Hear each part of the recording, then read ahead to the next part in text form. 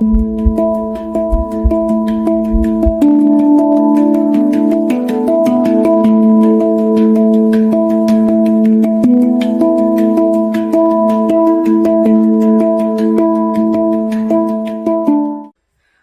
à tous et bonjour à toutes, j'espère que vous allez bien. Aujourd'hui, nous allons parler de comment vivre une transition avec douceur, comment bien la vivre et quels sont les outils tellement concrets et tellement essentiels à mettre en place pour que tout se passe bien et que vous puissiez finalement mettre en place toutes les transitions que vous avez envie et finalement pouvoir évoluer à votre rythme également. Je m'explique.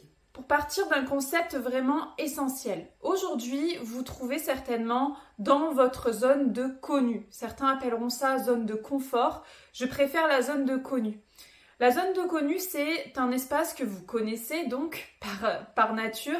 C'est-à-dire qu'il comprend par exemple un lieu géographique ou peut-être une maison ou peut-être un appartement. Il peut comprendre également un métier, peut-être auquel vous êtes attaché, un ensemble de collègues, des habitudes, peut-être également des relations, que ce soit une relation amoureuse, une relation sentimentale, des relations familiales, toutes amicales, etc., etc. En fait, votre zone de connu, pour commencer par définir cela, c'est vraiment cet espace-là avec tous vos repères que vous connaissez aujourd'hui, que vous maîtrisez et qui vous font vous sentir à l'aise, qui vous font vous sentir dans votre routine à un certain point avec un ensemble d'habitudes. Ensuite, vous avez votre zone d'apprentissage. La zone d'apprentissage, c'est, vous savez, vous commencez à sortir un peu de votre zone de connu. C'est inconfortable, mais ça va. C'est du style, si vous allez vous baigner, au début vous êtes habillé, etc. Vous passez de je suis en maillot à je mets un orteil dans l'eau, je mets les chevilles, je mets le début des jambes, éventuellement je me mouille la nuque, mais voilà, c'est tout. Je ne vais pas jusqu'à m'immerger dans l'eau en intégralité, nager sous l'eau, non. C'est juste, je commence à me mouiller tranquillement. Voilà, c'est pas super agréable en fonction de la température de l'eau en plus, mais ça va, ça passe. Donc ça, c'est la zone donc de connu, la zone d'apprentissage et ensuite vous avez votre zone de risque. Et certains pourraient appeler même ça la zone de panique. La zone de risque, là, pour reprendre cette métaphore, c'est genre vous êtes totalement dans l'eau, sous l'eau. Et zone de connu, vous étiez, si vous aviez jamais vu l'eau, vous étiez tout habillé sur la terre ferme. Là, vous êtes sous l'eau, en train de nager, complètement immergé. Autrement dit, d'un point de vue concret, la zone de risque ou zone de panique, en fonction de comment on l'appelle, par rapport à là où vous en êtes aujourd'hui, c'est un énorme changement. Ça peut être un changement de métier, un changement, une rupture sentimentale ou la perte d'un être cher. Ça peut être un éloignement avec quelqu'un auquel vous tenez, un changement de lieu de vie. Des choses vraiment qui étaient des gros attachements pour vous, auxquels vous aviez un ensemble d'habitudes et de routines qui d'un coup changent, soit disparaissent. Mais voilà, et donc c'est là où on peut se retrouver dans la zone de risque ou de panique. Pour vivre une transition de façon confortable et pour être en capacité en plus de se mettre en mouvement vers cette transition, eh bien, ce que je vous recommande très sincèrement, c'est de passer étape par étape de la zone de connu à la zone d'apprentissage à la zone de risque. Mais parfois, on n'a pas le temps. Ou parfois, on n'a pas envie. On veut que ça change maintenant. Donc, comment on fait? Et surtout, pourquoi ne pas passer de la zone de connu à la zone de risque directement finalement? And so what? Qu'est-ce que ça fait? Pour cela, je vais m'appuyer sur mon exemple personnel de choses que j'ai vécues. Une situation où je suis passée de la zone de connu à la zone de risque. J'étais à une période de ma vie où j'avais tout entre guillemets sur le papier qui était parfait. J'avais un poste à ce moment-là, j'étais RH dans un grand groupe exactement comme je le voulais. Je ne nommerai pas le groupe, mais beaucoup de personnes me disaient mais comment tu peux ne pas vouloir continuer à cet endroit avec tous les avantages. J'avais aussi un logement qui était très bien, des relations, j'étais dans le sud de la France, là où j'ai toujours grandi. Mais moi, à l'intérieur de moi, tout ce que je voulais vraiment, c'était voyager, c'était me sentir libre, c'était ne plus avoir de contraintes, ne plus avoir de routine, c'était juste, faire sauter toutes ces routines, toutes ces habitudes et juste explorer, découvrir le monde, etc. Et donc, qu'est-ce que j'ai fait? Je me suis dit, la fameuse phrase « saute et le filet apparaît ». Et donc en fait, ce que j'ai fait, c'est que je suis passée de RH bien ancré, bien mes habitudes, ça faisait plusieurs années que j'étais là, etc. à je pars, billet aller simple seul pour le Mexique et donc pas de billet retour quand je dis billet aller simple. Honnêtement, j'ai réalisé mon rêve. C'était vraiment génial, ça faisait super longtemps que je voulais voyager, mais il y a un revers de la médaille de passer d'un changement aussi de façon aussi drastique. C'est que pendant mon voyage, donc j'ai fait le Mexique, le Guatemala, le Belize et la côte ouest des États-Unis. Pendant mon voyage, j'ai vécu des périodes de très haut stress. Où en fait, j'étais pas chez moi, je connaissais rien, c'était même pas ma langue à la base, donc après j'ai appris à parler mieux espagnol même si je le parlais un peu. Je rencontrais des personnes avec qui j'avais pas de grosses attaches, genre ça fait des années qu'on se connaît, on se rencontrait pour 3 jours, 10 jours, 3 semaines maximum, c'est ce qui s'est passé pour moi.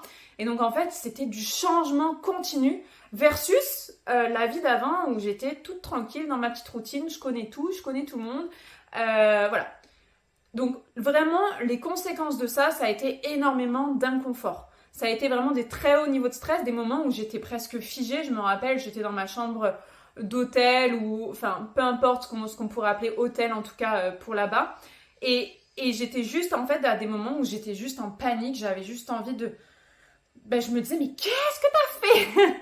Pourquoi t'as fait ça? Pourquoi tu t'es mise dans une telle galère? Et donc, j'avais fait différents exercices où j'ai appris à mieux gérer mon stress, à rester en mouvement malgré ça, etc. Mais honnêtement, c'était extrêmement difficile.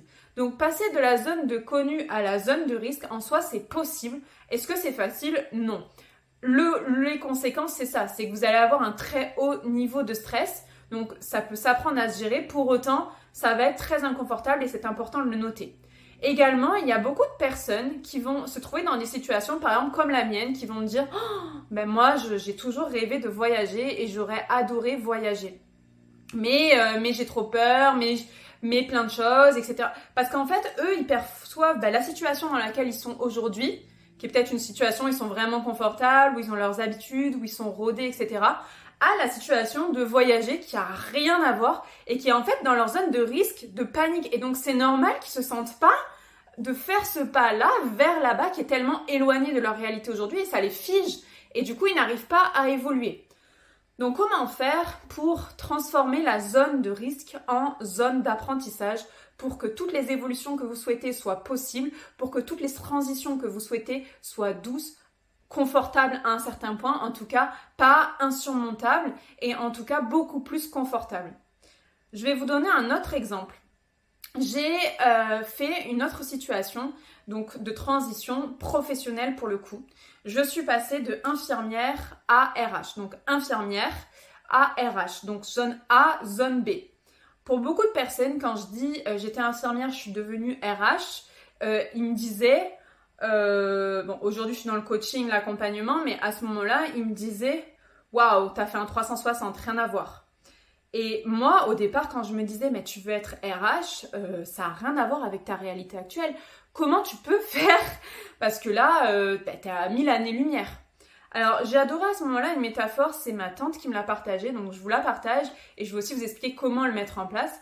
Elle me disait, dans ce cas-là, en fait, pense par exemple à une fleuriste qui voudrait devenir comptable. Si tu dis fleuriste à comptable, tu te dis rien à voir, hein. Franchement, je vois pas comment tu peux y arriver. Et en fait, quand tu réfléchis, tu lui dis mais où est-ce qu'il y a de la compta dans ton métier de fleuriste? Ah c'est vrai que je fais les comptes par rapport à tous les clients que je reçois, à tous les bouquets, il y a de la compta en fonction du chiffre d'affaires que je rentre, etc. Ok, donc en fait, sors de ta situation le tiroir que tu as déjà pour la situation B où tu veux aller.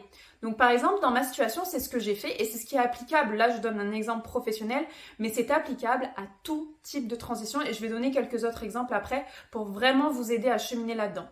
Donc en fait, la question à se poser, c'est en quoi la situation B, donc où je veux aller, est déjà similaire à ma situation A où je me trouve aujourd'hui. Pour vraiment changer vos perceptions et voir que ce n'est pas une zone de risque, une zone de panique, mais vous passez de la zone de connu à la zone d'apprentissage et c'est beaucoup plus doux et en plus vous vous sentez beaucoup plus en capacité du coup d'avancer. Pour ma part, je me suis dit, c'est ça, en quoi infirmière c'est pareil que RH?